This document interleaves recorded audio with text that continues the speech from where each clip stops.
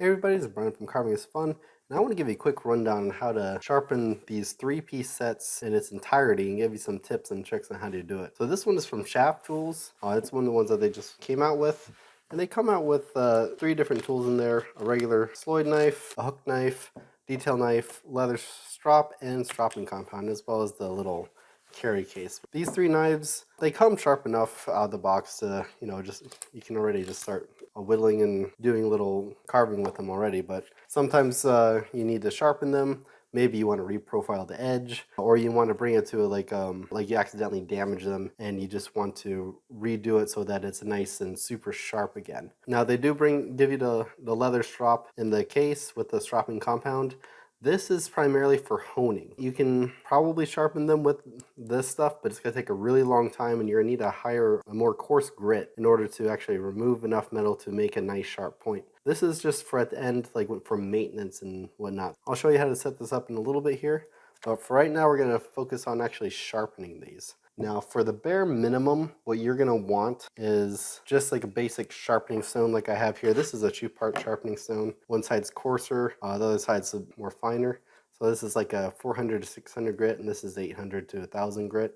This is an old oil stone that I really like using. You can get the ones from Sharp Pebble. It's kind of the same stuff. You got a 1000 grit and a 400 grit. Just flip it over to whatever side you want it to be on. Water stones are easy. You still need like a lubricant, so you soak it in water for 15 minutes, and then you can just start sharpening with it. And then, of course, you're gonna want your leather strop to hone it at the end. I recommend that you glue it to a piece of wood, or you can just literally just like lay it on a piece of wood. All you need to do is elevate it so you can actually control it a little bit better. You can use other sharpening tools. Like this is one of the DMT 3-piece diamond ones. So you have coarse, fine, and extra fine. Just work your way up and increase sharpness. These are a little bit more expensive, but they're pretty cool. I like them well enough. They're nice to have on hand. You can even use like the sharpening sticks if that's what you have. Keep in mind, these are better in my opinion for more like curved blades, like a curved blade like that one. It's easier to get that edge in there because on a flat surface, you'd have to rotate the edge along in order to sharpen it, but these I feel are still kind of limited. I don't usually use them too much. I like my flat stones, but that's just also a personal preference. One of the ones I do not recommend are these funky things. They're good for realigning edges for like kitchen knives, but you can't really get it as sharp as you want for whittling. If it's what you have and it's all you can get a hold of, fine, it'll help realign the edge, but it will not sharpen them. So for these, I'm going to give you a rundown for each one of them, but this one specifically, I'm going to go all the way through from reprofiling the edge to honing it sharp. These ones, I'm just going to give you examples of how to modify technique for this one to fit these guys on here for more of a curved edge and the hook knives. If you are on a budget, you can always use sandpaper. I use wet dry automotive sandpaper and just glue them to a piece of wood. So you can see I got 1000 grit and 2000 grit, different sides. I also use this one primarily too after I take it off my stone. So it goes from 1000 grit to 2000 grit, then to my leather strop. All right, so for this one, I'm gonna pretend like I heavily damaged this edge right here. Like say I chipped it, or it has a funky wave in it, or it just was manufactured wrong, or I want like a smaller edge angle on it. This is a flat grind that these usually come in a lot of these 3-piece kits. They're pretty easy to maintain, they're pretty easy to adjust. All you have to do is literally match the stone to the edge that's on there and then go from there. But it's best to do that on your more coarse stone. You can see I have like a little shop towel underneath. I like to do it because then it doesn't mess up my nice blue mat underneath. Since this is an oil stone, I'm putting on a little bit of sharpening oil and just smearing it on there. If you have your wet stones like that Sharp Pebble one I showed you, you're going to basically soak it in water and just read the manufacturer's stuff for whatever stone you get, and you get a good idea what to do here. We're reprofiling the whole edge. We want to change the edge angle or change the geometry at the edge. In this case, I want to make sure that this edge is nice and straight because this one has a slight curve to it. Hold that as close to that edge angle that's existing on there and move it back and forth. You can tell if you have it on the edge angle because you can rock it back and forth and you can feel it lock in place in a certain flat spot. So just rock it till you feel like it's flat and then just go back and forth. I like to do it about 10 times back and forth and then check and see what it looks like on the other side. You'll literally see the surface of it become more scratched with the coarser stone, and that's fine because you're removing metal. So here we go. So I'm seeing that it is starting to remove some of the metal on there. You can see on here that there's a little bit of a smoother looking glint on the top and bottom. which is what I expected. And we're just going to keep doing that till it's all the way across, because that way I know it's flat. We're starting to see more change in color here. You can see that this middle part is a little bit duller color than the outer parts here and here. That's because the edge of this blade was actually a little bit curved. So what I'm doing is literally flattening and realigning the entire edge because I want a nice flat edge. So we're gonna keep going until we have the same scratches all the way across front to back. This can take a while. So your patience is gonna need to be checked on this one. So we're starting to see, well, we still have this dull spot right here. You can see that this shiny spot going along the edge is consistent all the way across. Since my stone I know is flat, I know that that edge is now flat all the way across. We don't need to make it all the way across here. Matter of fact, I did change the edge angle just a hair by tilting it up just a fraction, just to make sure that I can create that edge. That does change the edge geometry, but it allows me to adjust that edge faster. Now in doing so, I'm not sure if my camera's gonna pick it up. There is a little flap of metal sticking up on this side. It's kind of like the blade metal going like this and coming up. That's because I'm doing it on one side, and that is actually the metal kind of coming up and melding upwards. That is perfectly anticipated and it is desired. So once I start doing the other side, which I'm gonna start doing now, that's gonna disappear. When you do it to the other side, it's kind of just like a burr. Essentially what you're doing is you're pushing the metal upwards, and you get this little flap going on there. All right, now we're gonna do it to the other side and even it out.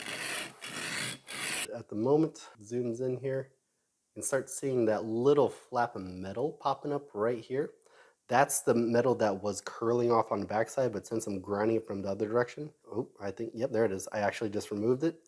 This is a desired effect for reprofiling and sharpening your blades. Metal coming off is normal because that's literally what we're doing. We are removing metal and reshaping the blade. So I'm gonna keep going because this is what I want. This is what I want to happen.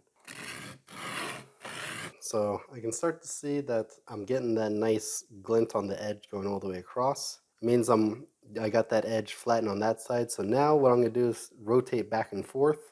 Every 10 strokes I flip it from one side to the other and try to get that the edge a little bit more even. Now if you want to go the extra mile and make it so that it's flat all the way across, you can, but it's gonna take you longer. I am focusing on that edge because that's literally the part that's doing all the work. And flip to the other side. You'll start seeing the metal coming off, that burr coming off. That's desired and you want it to happen. All right, for the most part, I have that burr off. So you can see it on there that there's a nice healthy shimmer going all the way across where I've adjusted the metal. That is good. From here, I'm going to start refining the edge a little bit more. And then I'm gonna flip it over to my 800 to 1000 grit side. Now this one, instead of a back and forth motion, since I'm beginning the process of refinement, I'm only gonna move it in one direction. Some people say that it's best to pull the cutting edge towards you because it pulls the metal back this way. Others say you push it away from you because it pulls the metal this way and you can create that burr. I personally like to make the burr. I think it's more correct and I've had good results. That's what I'm used to doing. I'm just gonna do that. So you just gonna take it and try to hold it in the same position each time. Repetition is key.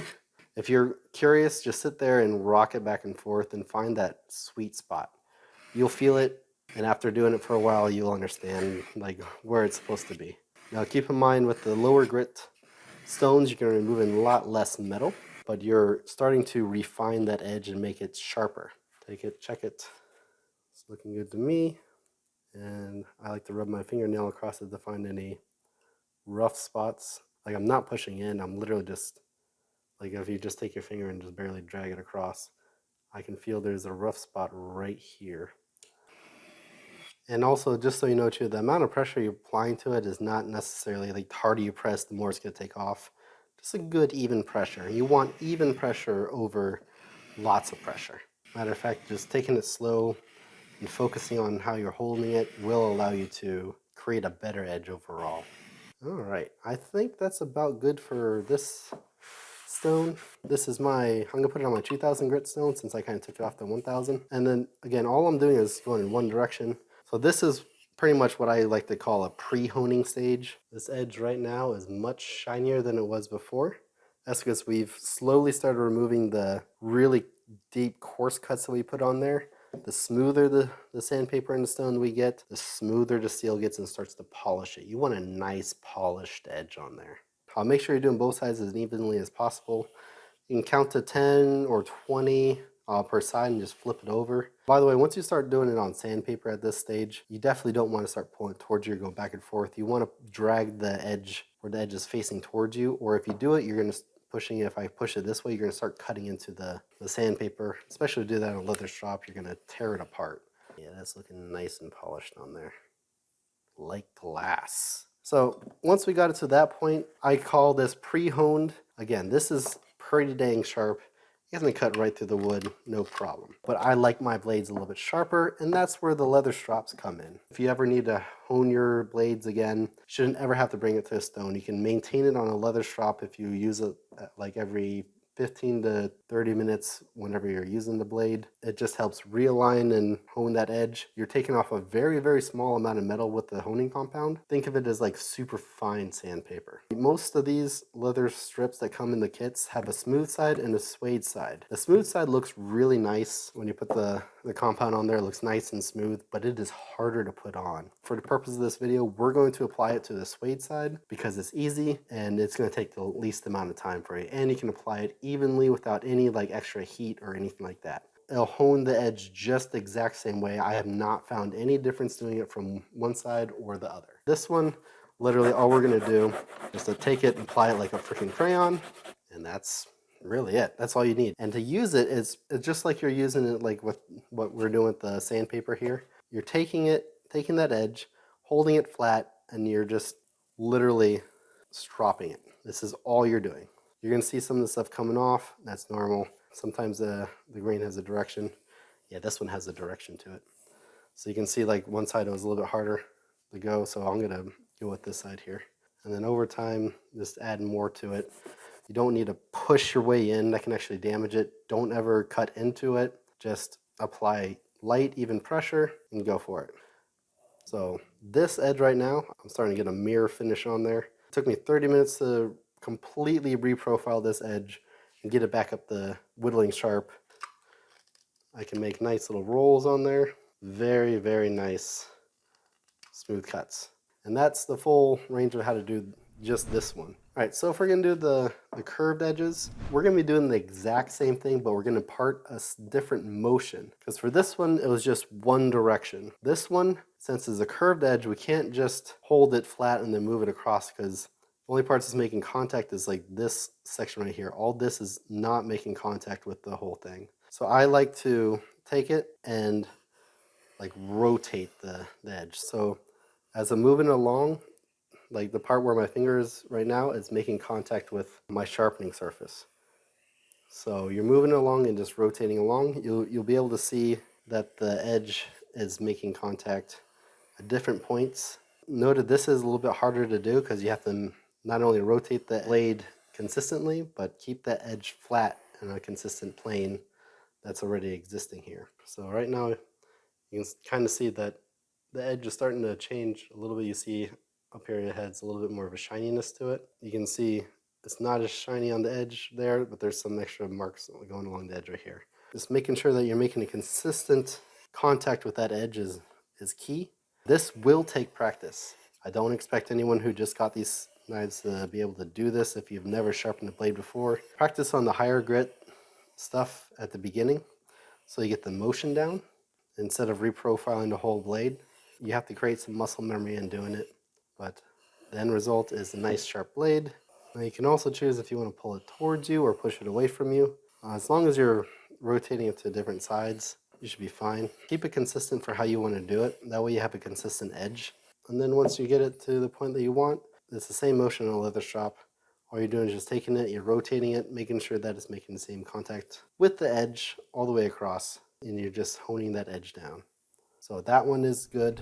And then for hook knives, you can get away with using flat surfaces. The trick to it is, it's kind of like you're doing the same thing you did with the edge of the curved edge, but instead of rotating it this way, you're rotating it upwards and along that radius. So you need to find where that flat surface is, and then you push it forward and then you rotate it upwards. Now you can choose to get it all the way up to this point, but I find 99% of the time when I'm using this, it's in this area. So this is the area that I'm focusing on honing and sharpening. So you can do it with the flat blocks. I find it takes a little bit more time because it's such a small surface area on there. That's where the fancy curved blocks come into place. So I can get more surface area at one time. And note that this one you can change the sandpaper on it. You want to still maintain and hold that edge and hold it across and go there. Now keep in mind that if you are going to be reprofiling this edge and sharpening it heavily, you're going to have a burr forming here, and that's where this curved edge comes into play, where you can just basically knock off that burr. Usually you don't have to get the inside too terribly much. My edge is a little bit shinier than what it was. It means my edge is a little bit sharper. You can do a little skate test if you want to and see if there's any parts that catches on there, and you can modify it as needed. Super easy to sharpen and maintain these knives. You can hone the blades very easily with the stuff that they give you, but if you really want to get down to sharpening them, you will want to get like sharpening tools. It's good to have them regardless, because these are just the tools you need to carve, but you need the tools to maintain those tools that you're using to make sure they stay sharp. Otherwise, these get dull. They become more dangerous because you have to apply more force. The more force you apply, the more power that's behind this and the more chance of injury. You want these to just lightly glide through the wood. If you're carving much harder pieces of wood, you don't want to just go into it. Just go in and take smaller cuts if necessary. Sometimes less is more, and you get more control over it and you don't overcut. If you have any questions, go ahead and put them in the comments below. I'll respond to them as quickly as I can. I'll also put some extra resources in the description, so if you need to find like sharpening kits and whatnot, I'll have links in the description for what you should get, good, easy stuff to use, and that's that. All right, thanks for watching everybody. Hope you have yourself a good one.